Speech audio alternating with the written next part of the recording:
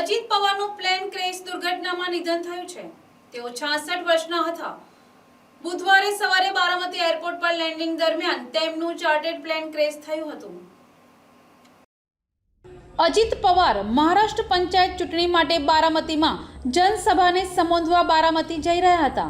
Maharashtra aviation ડિપાર્ટમેન્ટના source મુજબ વિમાન Baramati airport પર લેન્ડિંગ માટે એપ્રોચ કરી રહ્યું હતું।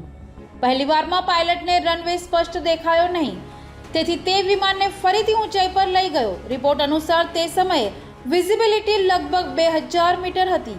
પહેલો પ્રયાસ નિષ્ફળ રહ્યા બાદ બારામતીના રનવે 11 પરથી ફરીથી લેન્ડિંગનો પ્રયાસ કરવામાં આવ્યો હતો। આ દરમિયાન વિમાન રનવે પરથી ક્રેશ થઈ ગયું હતું। તેના તરત જ બાદ તેમાં આગ લાગી ગઈ હતી।